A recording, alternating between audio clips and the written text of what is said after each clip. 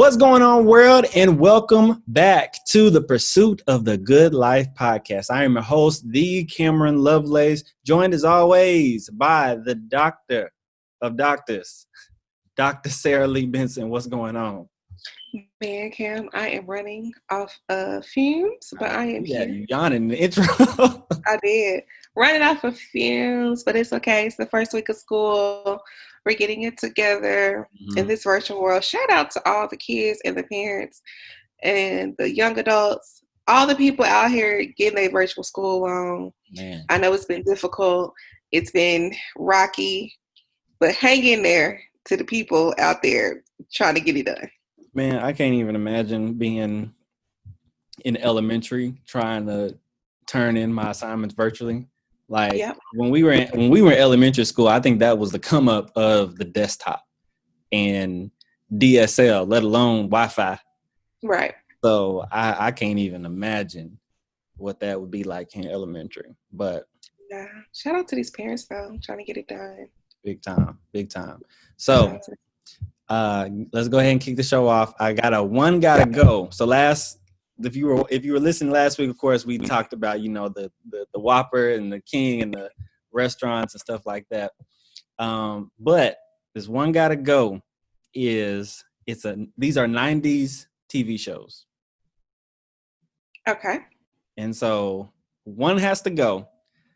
Fresh Prince of Bel-Air, Saved by the Bell, Boy Meets World, Family Matters, Full House, Friends.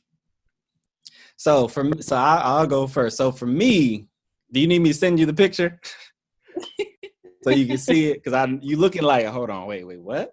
Yeah, I was trying to group them. Yeah, send me the picture. I was trying to group them in my head.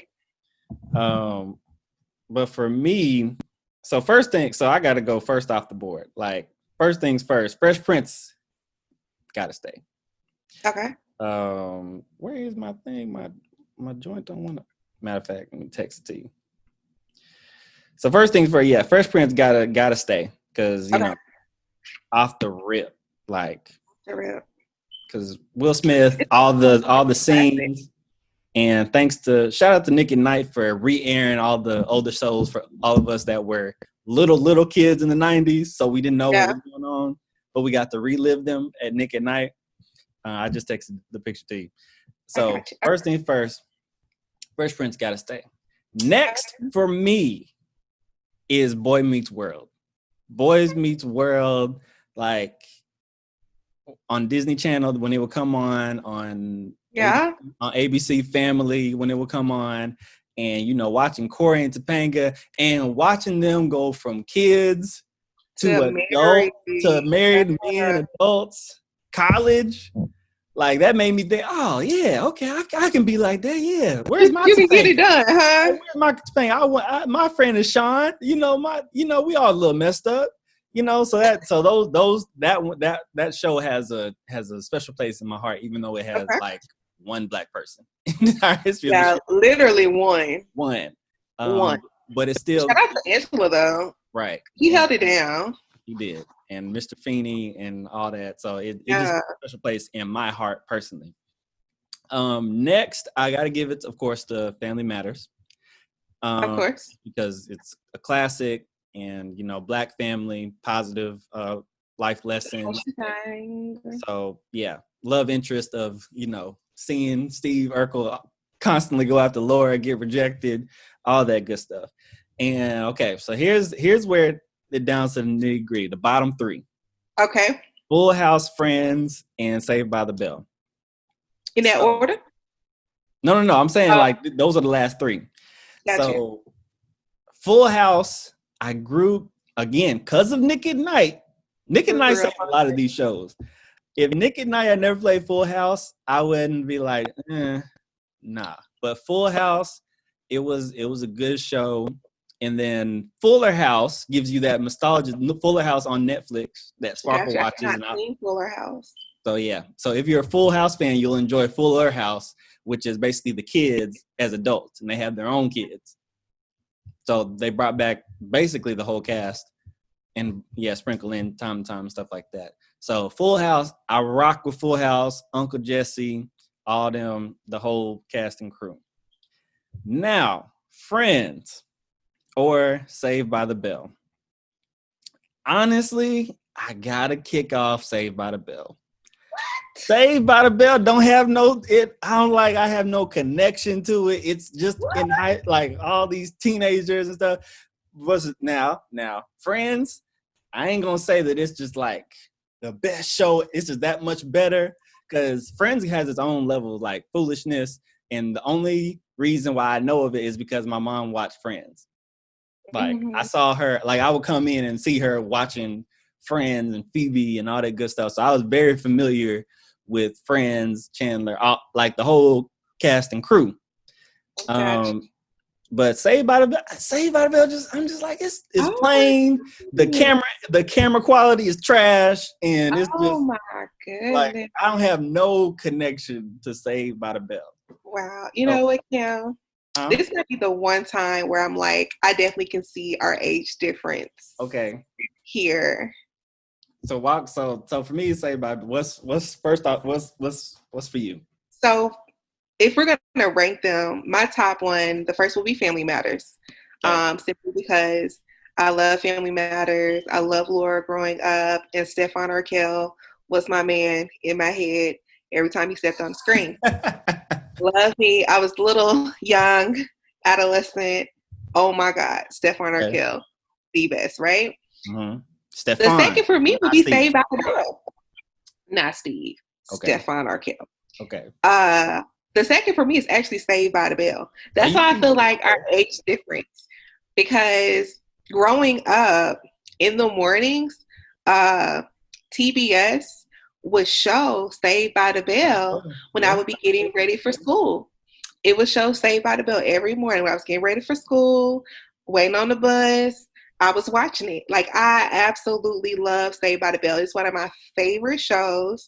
I have watched pretty much probably every episode at some point, even the college years. Like, I love Zach Morris. I love Slater. Thought he was cutie pie. And then Lisa Turtle, of course, I always connected to the black girl because she was the only black one, but she was fabulous. And so Saved by the Bell would be number 2. Fresh Prince is number 3 for me. I like Fresh Prince because it's Will Smith. Loved Hillary, Ashley. We were actually like during quarantine, because even though we still should be quarantined, HBO Max came out. And so Ken got it, and so they had Fresh Prince on there. So if I think like a week straight, we was watching Fresh Prince episodes. So it's Family Matters, Saved by the Bell, Fresh Prince. Then I would have to go with Full House as my number 4. Okay. Because same thing, I would watch Full House all the time. Really like them. Growing up, Mary-Kate and Ashley, in the early 2000s, they were icons. Every 2000 girls who grew up in the 2000s probably watched all the Mary-Kate and Ashley movies. Then Boy Meets World. Okay. I love Boy Meets World. Thought it was cool. I really didn't get into it until they got into like their teenage years. So like, I would watch it. Like if it was on, I would watch it. Was it something that I was rushing home to see on a Friday night? No. I was probably trying to watch Family Matters or something like that. And then Friends Gotta Go. Like Friends Gotta Go. Friends Gotta Go. Like honestly, I don't even understand people's obsession with Friends like that. Because I'm just like, Living Single was completely better than Friends to me. And I think it's because I connect to Living Single. Living Single came out, they were kind of running around the same time. And so Living Single, I can watch that all day long. When Friends is on, I turn the TV. Because, I've seen some episodes because it would come on late at night, but it wasn't something that, like, and I think it was because it was just on, but it's not something that I would, like, keep over any of these other things. No, Friends Gotta Go. Wow. Yeah, Friends Gotta Go. I thought you was going in dangerous territory. I thought you was finna get rid of Boy. So I was like, now, you ain't finna cut off Corey and Topanga. But no. I like Corey and Topanga. Like honestly, like I like Boy Meets World. I can honestly say that like I will watch it like their teenage years and into like when they got married, stuff like that. I will legitimately watch Boy Meets World, but like Friends, I change the TV in a heartbeat. I'm like, everybody watching this. Where's Living Single? I mean, I ain't gonna hold you. I don't just sit there and just watch Friends. I just am familiar with Friends because I've seen my mother watch so many episodes, and I've just sat there and just happened to be in the same room or watch it with her just because I was a young boy. So, but okay, well, I need to send you this this one video of basically this black girl talks about how Friends is better than Living Single. Actually, it's funny that you said that. I'll send it to you. I don't agree with that. I want to watch it. I want to watch that. I'm gonna send it to you. I will not take any Living Single blasphemy. Thank you very much. Now, is she black? No, nope. I don't want it. Don't even waste your minute. I will. I'm not gonna watch it. I'm gonna send it to you, and I'm gonna send it to Ken. I said, make her watch this. He ain't gonna be like, bruh. No. Oh, that's funny. Ooh, that's great. Okay. Is she black? She is. She is an influencer. Yeah. Why did she? Okay. So what's one reason? Give me one reason why she say it's better. Look, no. It's like this show called Unpopular Opinion on Kev on Stage Studios. Mm-hmm. And so the guests that come on there have to come up with or they have to say an unpopular opinion that they feel passionate about. And her opinion was white sitcoms are better than black sitcoms. And one of her examples was Living Single versus Friends. I didn't say I agree with it either. It was complete blasphemy, but I just thought it was so interesting that you said specifically that comparison. Yeah. So I actually read an article.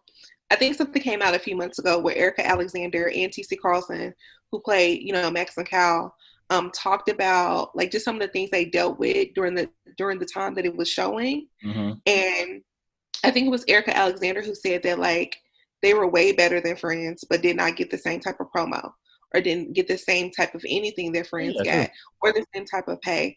And, I read an article about T.C. Carlson about how, for years, I didn't know why like season 5, we didn't really see Kyle, but that was because so apparently the actors had came together and had made him like their spokesperson because they didn't like how the writers were trying to write Overton. They just didn't like how they were being treated. Mm-hmm. And so he spoke up, and in retaliation, he basically got written out. Like he was on like the first episode, maybe the first episode of season 5, mm-hmm. and like the last 1 or 2. Yep. It'd be like that. It was like that. Until we started realizing our value and our dollars, it'd be like that. But yeah, so chime in your matter of fact, I'll put it on the screen when I'm editing, and I'll put it on so people can see the video, not the video, the graphic. But comment your thoughts on those particular shows. I had to start the show off on the positive note because I would be extremely remiss if I did not talk about the loss of an icon in Chadwhick Boseman. I know, which still doesn't seem real at all. Man, like just to think about all the things that he's done, like his body of work. Of course, he was just like a good actor. I think my first introduction to him as an actor was 42. Was it? I think that was my introduction, like him as lead actor was 42. Yeah. And then, boom, James Brown. Oh, like, okay, Chad. James Brown was the best. I said James Brown was the best. Mm-hmm. And so it's like, okay, you doing it. You doing it. They trying to make you look like James Brown. You don't look nothing like James Brown, but I believe it. You know what I'm saying? Playing the role, though. Like you playing a great performance. Man, like you playing the hell out that role. You don't look nothing like these people, but you playing the hell out these roles. He did. And so, and so of course when he got announced as Black Panther, well, first of all, he played Black Panther in Civil War, the Captain America movie. And then you hear that, he's getting his own movie. It's like, oh, okay, this be cool. Black Panther comes out, smashes it, does all the promo, and has ascended to Icon. Our guy, our Chadwick, you are our guy. You are forever. Chadwick can do no wrong. Hey, forever the Black Panther. Forever can do no wrong. And then like when you look back on the interviews, like this was even before, like before the movie was coming out, during the movie was out, I was like looking at the interviews and like seeing like his process, him wanting to take it very seriously, be a part of like everything, making sure that his accents was right off that old African accent, making sure that, you know, the connection, making sure that him and Michael B. Jordan do not interact outside of on set. Like his approach and his upbringing in acting, being a HBCU alum, Lee Howard University, I held him in like high regard in Hollywood. Like me personally, I was like, he's doing it out here. And so, of course, he continued on even after Black Panther and Infinity War and all that good stuff. He still was out here doing good stuff with his roles after. Yeah. Then to find out that this man had cancer.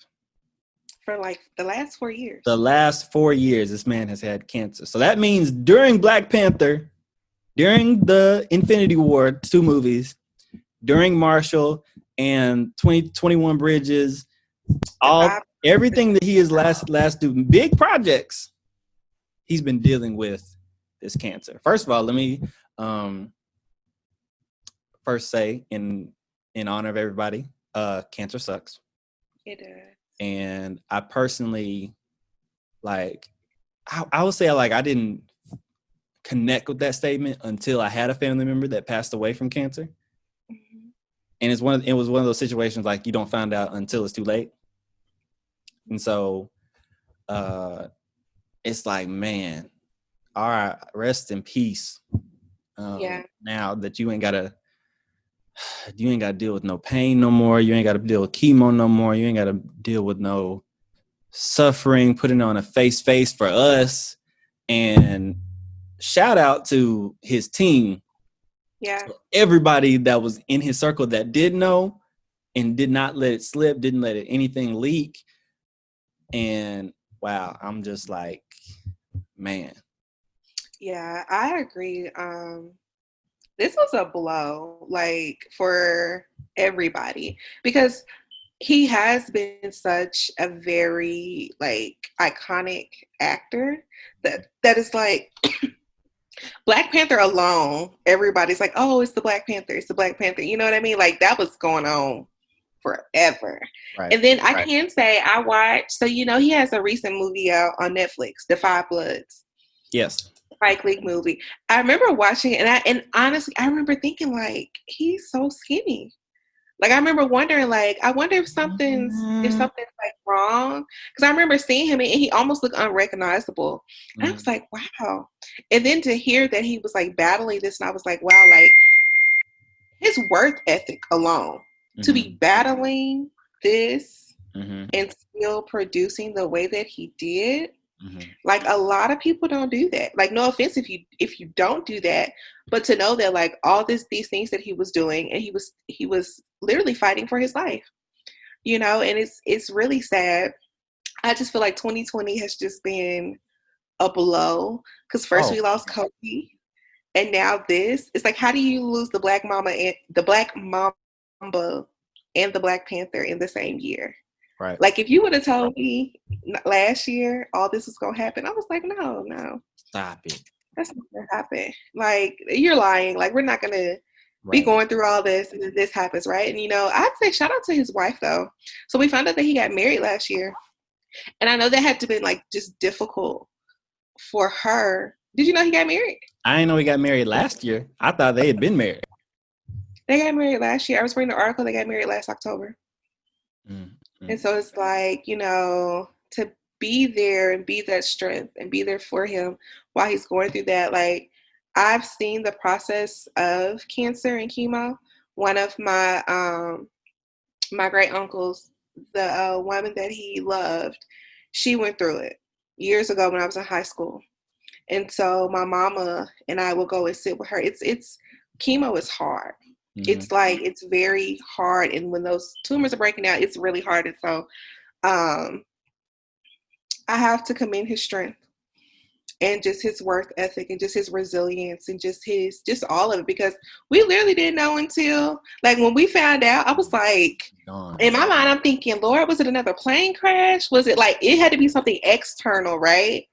And when they were like, he had been battling colon cancer, I was like, whoa, would not have known, did not know that he was going through that. And so, you know, it's still sad. It still doesn't feel real in a sense. And I think because I haven't been on social media, so I haven't really, like, even when we found out, we were in Kansas City and we were out, and Ken's best friend JP was like, oh my God. And we're all looking like, what's wrong? And then Ken got a notification on his phone and he was like, wow. Mm-hmm. And I was like, y'all, what's going on? And that's when they said he passed away. And I was just like, wow, like, doesn't even feel real. And so, you know, man, please. When what are you gonna say? When Sparkle told me, I was like, listen, first of all, on the inside, I was like, stop playing. Right. This ain't nothing to play about. Like, don't play like we already lost Kobe. Like, we already lost one of my people. Like, don't even play like that. And I was like, where do you see it? And she was like, Shade Room.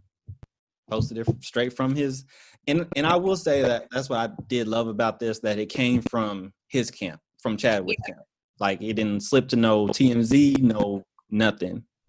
Yeah, I agree. It was rough. It's sad, you know.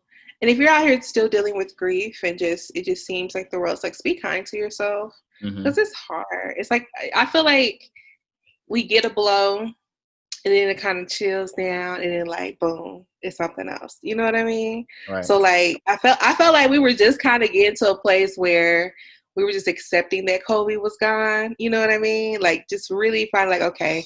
And I don't even think people have accepted it yet, because it's like his birthday just passed. And let me tell you something. I get sad every time I see this man's face.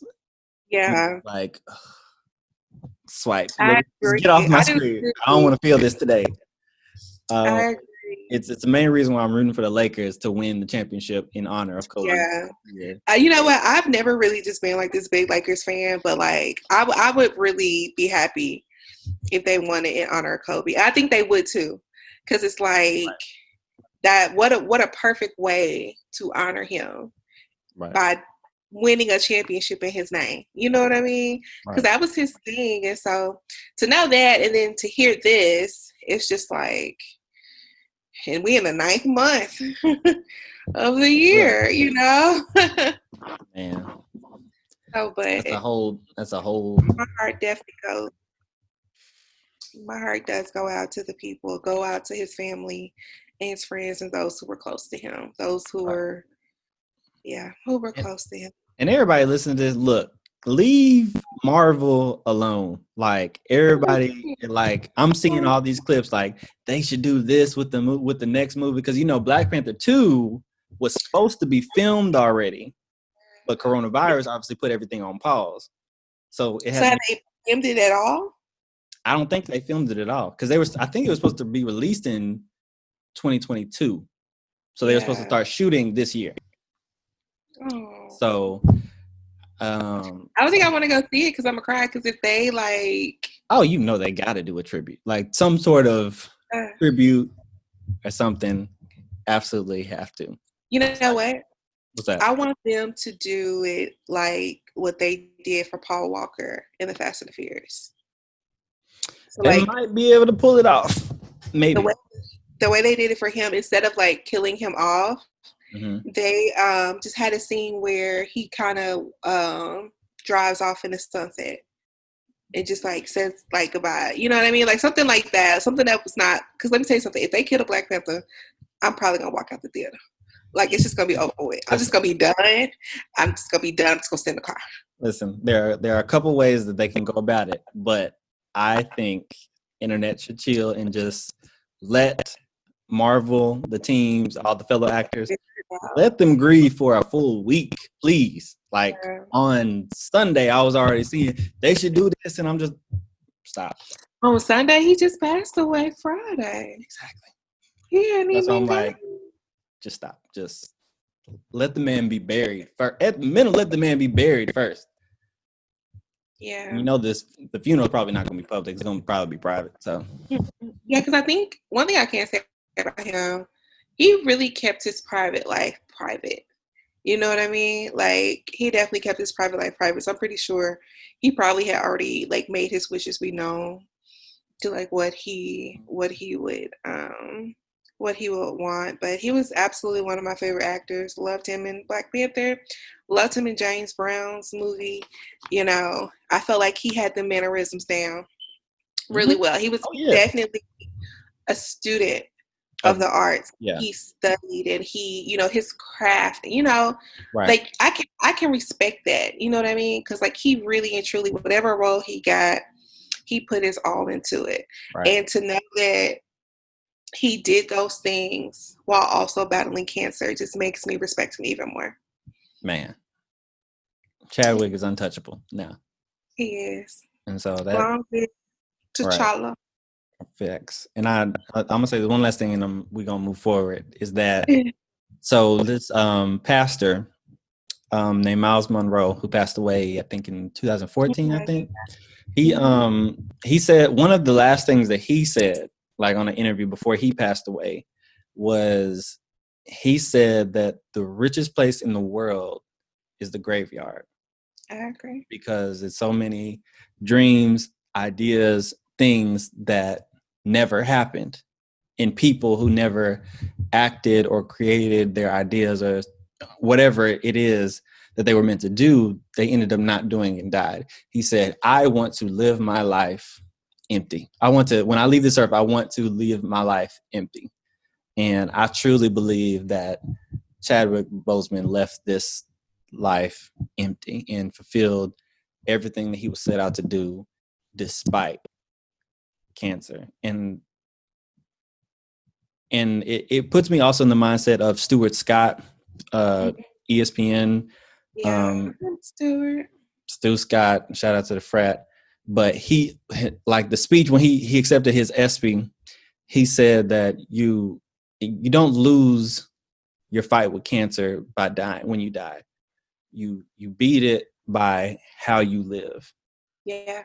Loving, like spending, like despite your illness, despite what's going on, you still go out there and you live your life. You don't let this cancer debilitate you. And I know without a doubt that Chadwick took those words to heart too. Most definitely. So R.I.P. T'Challa. R.I.P. Oh man, I'm gonna say this and we can move on. Angela Bassett's tribute to him. I couldn't even. Have you got to read it? It's like literal tears when I was reading it. It's just how she just talked about how like connected they were. And so when she received her honorary, I guess, doctorate from Howard, Chadwick was her escort. And this was years before. And she said she didn't remember until they were at a party or something for Black Panther, and he reminded her. He was a student at Howard when this happened? Yeah. So this happened when he was a student. So when he was a student at Howard, before he had gotten into the business, he escorted her. He was her escort. So you know how when famous people come, they get a student, like, do all of that. So he did that. Right. And she mentioned that, and she was just like how, you know, it was just destined for them to work together and be connected and all those great things. And I was just like, wow, like what a powerful story. You know what I mean? So yeah, my heart goes out to them. Big facts. Okay. So Wakanda forever. R.I.P. Chadwick Boseman. All right. So today's topic is a good one. Sarah, what you wanna lead us into what we're talking about today? Yes. So today's topic comes from sort of a revelation I've been having lately over the past few years, but it's really, and I guess it's a question, and I'll ask you the question, like, what do you do when you start to realize certain patterns in your life have been impacting you, and you, like, how do you change? Like, how do you move away from those things or bring a change into your life. And the reason why I say that, I can give an example. I'm trying to hold on. My brother just ran up in the room. Trying to record a podcast here. Right. My example is, so one of the things that I recognize in my own life is because of things that happen like in my childhood and just later in life, I realized that growing up and in my young adult years, because somebody was nice to me in some form or fashion, I would ignore all the red flags and keep those people in my life, not really realizing that's what I was doing. And so it wasn't until I started going into therapy and I realized that not only would I do that with people, I would do that with jobs, or I would do that in certain situations, right? Where I would allow things to go on. And me, I don't realize that this is toxic. The people around me do. And so the people around me are like, hey, something's not right about this, or this is weird, or why do you do this, or why do you do that? And I don't realize it because in my mind, I'm like, oh, well, this person was nice to me. You know, this person was nice to me. This person helped me out when I was down and out. Not really realizing that just because somebody's nice does not mean you ignore red flags, or does not give them a pass to treat you less than what you deserve. Or does not give your job or that situation a pass to keep doing things that you don't agree with or you don't like, and you don't have to take it. So my question is, how do you, like, once you realize these patterns, because it took a while to realize that this was a pattern, right? Because at first I was like, okay, this is a pattern in relationships. Then I was like, oh, this is a pattern in friendships. Oh, this is a pattern in with these jobs too, right? So what do you do? Like, how do you, like, where do you go from there? Where do you go from there? First of all, did your therapist hit you with the, well, what do you think? Because, you know, as therapists, we don't give direct answers. Did she hit you? Right. Did she hit you with the? She did. Of course. She did. She asked me, and she told me that, well, she gave me an analogy of a tree, and that all of these different things, so the relationships, friendships, and things at work, they're all branches from the same root. And so she was like, we need to figure out what the root is. Because if you can figure out the root, then you can cut these branches off. But until you figure out the root, right, you're going to keep having branches. But my question is, how do you figure out what the root is? Like what steps do you take to figure that out? Because we acknowledge the branches. But how do we get to the root so we don't keep having these same little trees in our lives? That's the real question. Sounds like a powerful therapy session. It was. I was like, you're right. I've had you crying. Oh Lord. I was like, you're right, sis. You're right. I always got to get you. That's how you know. That's when you a good therapist. Like you know you're doing a good job when they start getting like emotional. And I mean, like, if they get mad, ooh, you've really hit it on the you've hit a button right there. But to answer your question directly, not in therapist talk, because I do have that vernacular to me.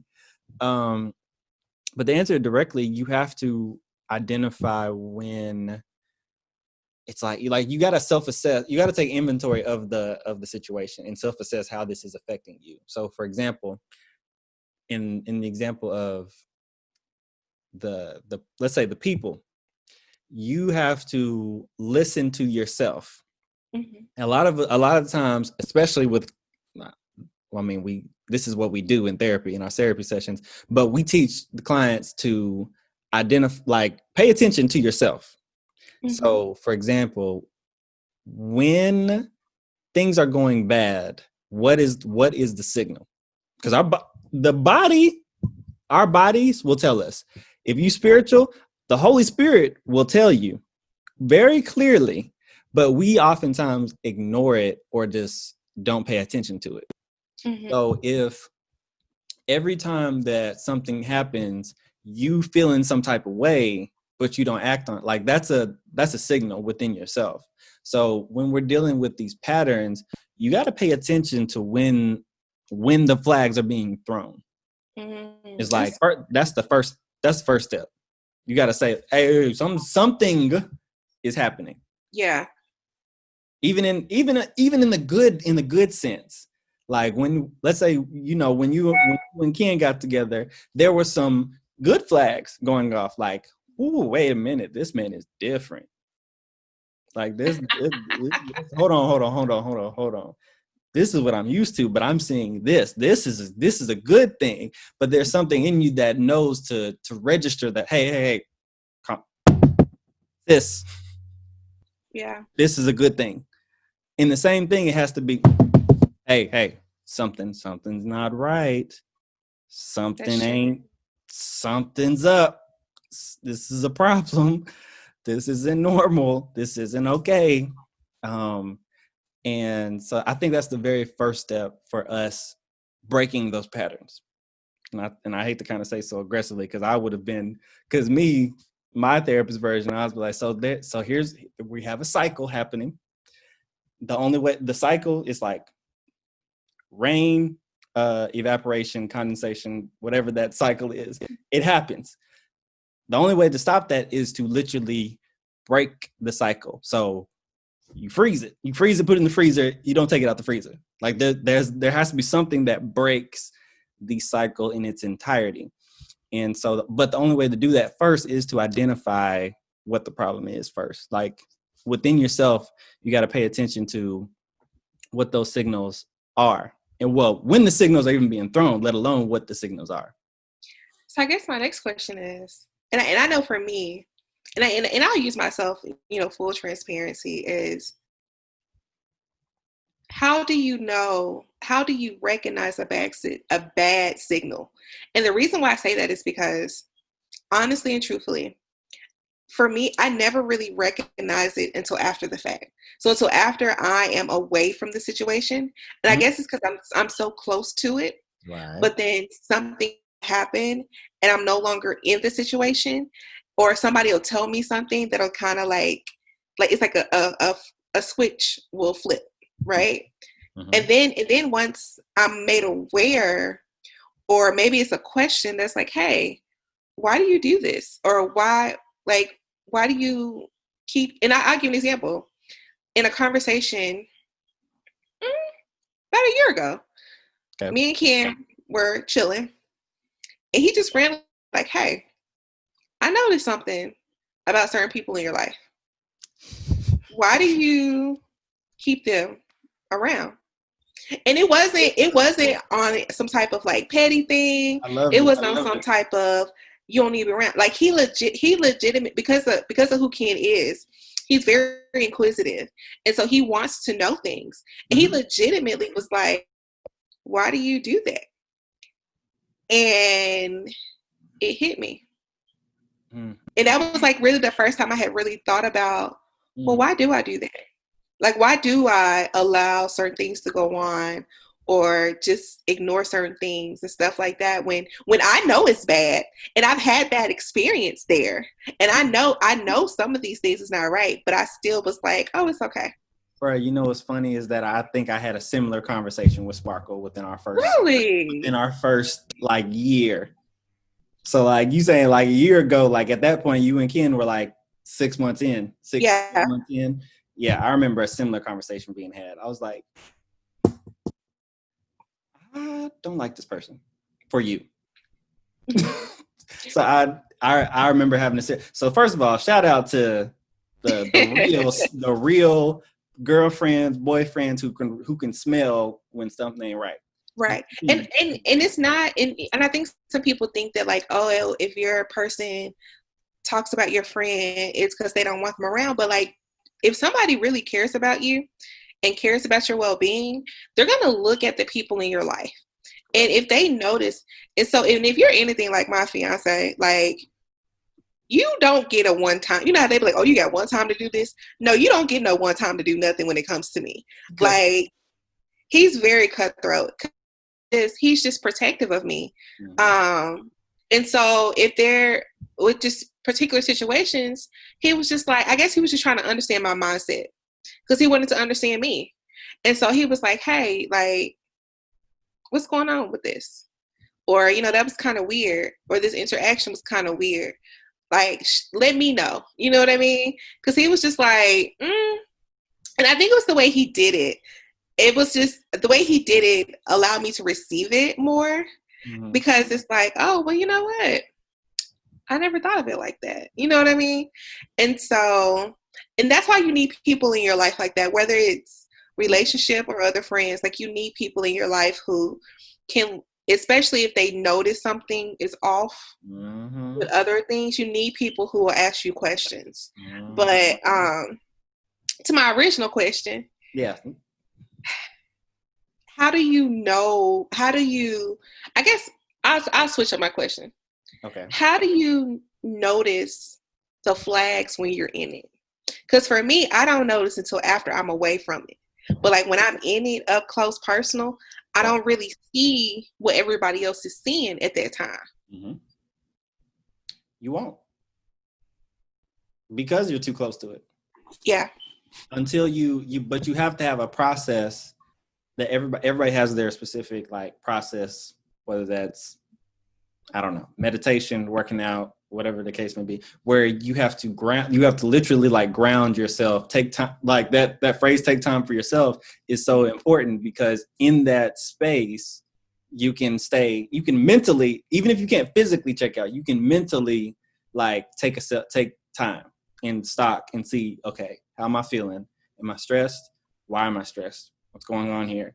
Da da da da. So, but to go back to your point, you can't, because you're too close to it. And because you're too close to the situation, if you or somebody that is outside the situation doesn't pull you out and bring something to your attention, then you're not going to see it. Like, for example, if you have a spot on the back of your pants, you ain't gonna know it. Only until a person points out and say, hey, you gotta, let me get you something to cover it up. You got something on the back of your pants. You're not gonna know it because you don't see it. You're too close to the situation. So to answer your question, you have to have a process in which you are able to take inventory and actually see it, because once you're that close to the situation, you literally cannot see it. And so you have to have something that mentally or physically pulls you away from the situation. You got to be willing to take a 360 view. And if the way that you take your 360 view is through your process, whether it's meditation, working out, just getting some sleep. Because if you're tired and you're dealing with something, you ain't gonna have clarity. If you angry, you ain't gonna have clarity. If you are on cloud 9, you're not gonna have clarity, because you all up in your emotions. You are in the fire. You're in the furnace. So, yeah, you gotta step out or step away, mentally or physically. I mean, yeah.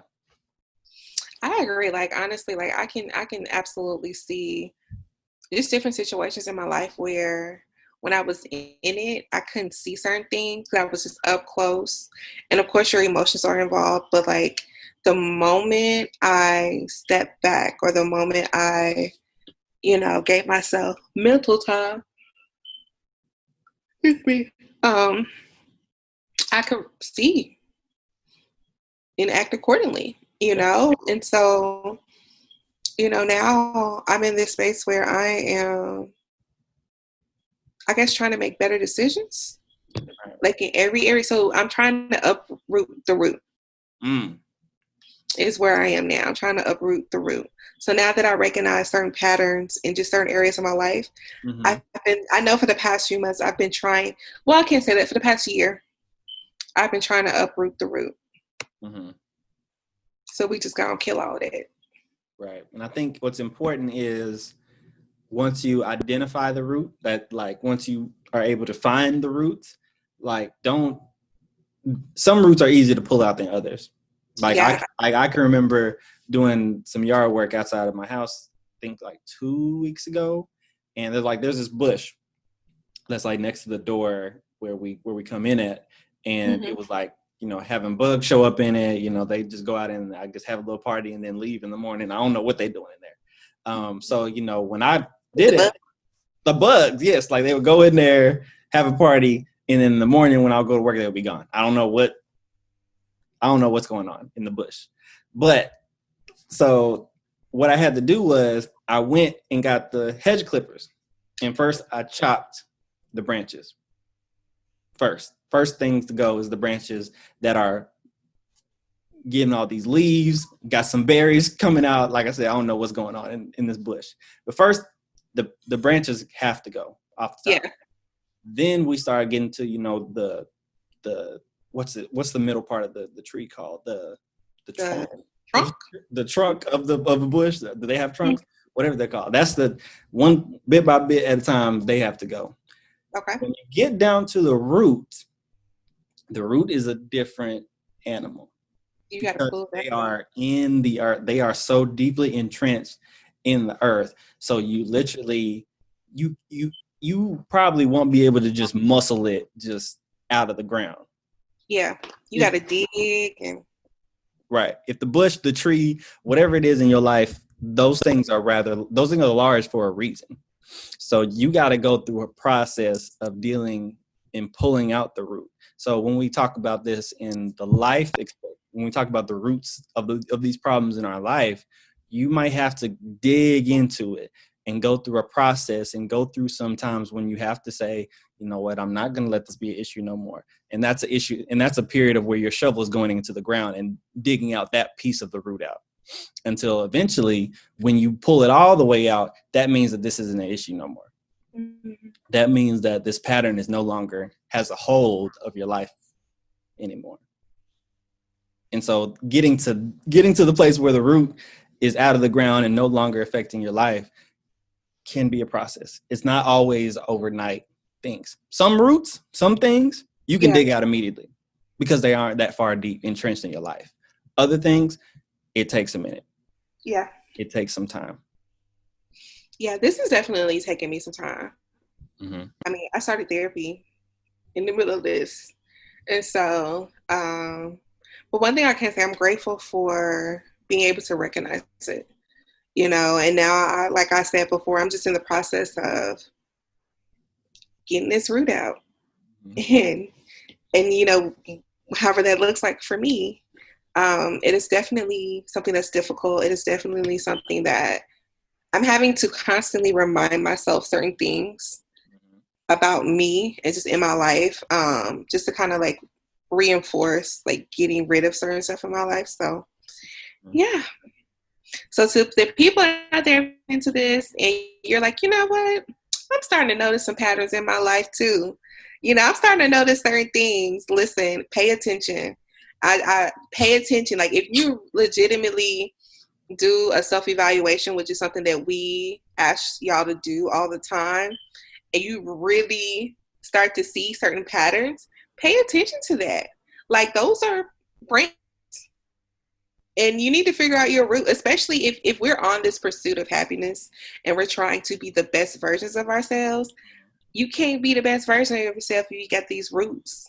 You got these trees in the middle of your path and chop down the tree sprouting again.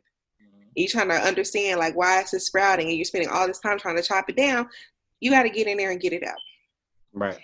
And it does take a level of just saying that you're just not going to do something. It takes a level of confidence, a level of maturity, I think. Mm-hmm. And you just got to get to a place where you just want better and stick to it.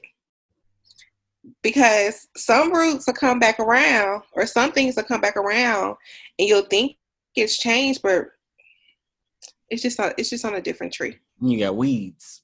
Got weeds. Yes. Absolutely. And let me also chime in and say that, like, it doesn't necessarily have to be something, so it could be something subtle. Yeah. And it can always just come up. Like, even, like, I think about, like, relational stuff. Like, if you think that every time something comes up, the person reacts this way, and you don't really know, like, okay, this is an issue. Like, something... But I'm just not going to say it because everything else, like Sarah said, everything else is good, is great. or when that happens, the partner or I may overcompensate by doing this to just, in essence, sweep it under the rug. But it could be something as small as that. But here's the thing: you can't heal what you don't reveal. Oh, child, that's so real. You can't fix no issues that you cannot reveal it. So I agree. This is going to involve you can book it. It's going to involve uncomfortable conversation. Almost definitely. Either on your part or their part. With other people. Mm-hmm. Oh, one thing I can say, and I guess I'm in a position now where I'm able to just kind of see how God has moved. And so I guess this is me linking it to me about to get married. Like, there are just certain things that I've allowed in my past and certain things that I allowed to go on that would not work, would have impeded me from being able to be married. Mm. It's just certain things that it takes a certain level that you need to be at to like make certain moves and make certain decisions. Mm-hmm. And I'm able to look and see, like, you know what? The Lord had me go through certain things so that I could be ready in this space. Right. Because, and that's just me personally, just thinking about some of the personal things that I've gone through or some of the things that I've allowed. Like, I couldn't get married doing some of those things or allowing certain things or certain people in my life. Mm-hmm. They would have been hindrance. And I would not have been able to be the best version of myself or be able to be or go through and have a fulfilling relationship like I have right now. Because it would have been everybody except for me and the spouse, if that makes sense. Oh yeah, it makes perfect sense. But we have to, as people, and I think selfless people have to learn this more so than other people. You got to be selfish sometimes, and you got to do what's best for you. And that means putting yourself first sometimes. Matter of fact, no, scratch that. You got to put yourself first majority of the time. And if that means that, like, this relationship, this pattern, this situation, this place, this area is not good for you, for your physical, mental, emotional, spiritual well-being, then you got to learn how to put yourself first and say, like, this is literally like killing me in one of those 4 areas. And so I have to do my part and give myself these areas that I need, that's not hurting me. I got to do something about this. I got to cut this part off. If that means cutting a person off or checking a person and saying, like, look, I value our friendship, but this aspect of it is not going to work. Yeah. I want to keep you, but like this aspect of our friendship has to either change. And if you don't change, I'm going to have to let you go. That's so true.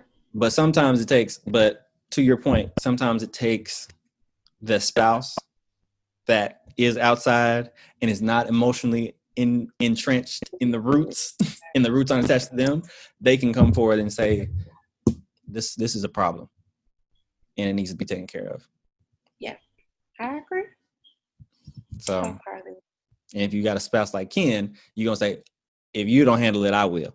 And I promise you that. Well, no, one thing I can say about Ken, even though he is protective of me, he does let me handle my battles. Like, unless I ask him, like, he legitimately stays on the outside and he'll offer suggestions when asked, but like he lets me handle them. So. Mm-hmm. See, the thing, I be trying to stay in my lane, but what's crazy is she be getting mad. Sparkle be getting mad at me, be like, "Why ain't you say something?" And I'm just like, I'm staying in my lane. I'm staying in my lane, in my place. When I can remember a situation where she was supposed to show up for someplace and supposed to meet people there, and not only were the people late, but they didn't show up, and it was just an entire like bad situation and stuff like that. And in my mind, I was like, Yeah, I didn't think that was gonna go out so well. But you know what? I'll just let you be great, support your person, all that good stuff. And yeah, and they haven't hung out since or connected since. So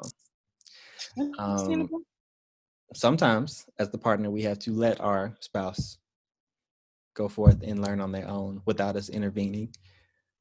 Just so they can learn the lesson for themselves. That's so true. So there is that ginormous piece of it. But yeah, any other layers to this? You think we covered it all? I think we covered it all. I think we gave the people some gems this week to think about. Oh yeah, think about the next few weeks, and as the seasons are changing and we get ready to put this year to an end, think about this. Big fact. And also think about it as you're transitioning into the next year, because we're in September now, so that means October is literally next month, which means it'll be the last quarter of the year. So I always encourage my clients to look at this last quarter of the year as like your preparation for the next year. So like take this time to take inventory of your business, take inventory of your lifestyle, take inventory of the trajectory that you said that you're trying to get to in life, and see where the adjustments are made. You got 90 days to reflect and plan and strategize and figure out how you're going to make that adjustment. So I want to encourage everybody to take stock and do the same. So big facts. All right. Well, I think we're going to go ahead and just call it there. Go ahead and give us that like, share, subscribe on YouTube if you're watching this. If you are listening to this on iTunes, give us those 5 stars and share this with somebody who really needs it, because this is a good one to share. Or if you just want to be selfish and just keep re-listening to this over and over, I mean, that's fine too. But, be a little selfless today. But keep pursuing your version of the good life as we join you each and every single Thursday. And we will see you next week.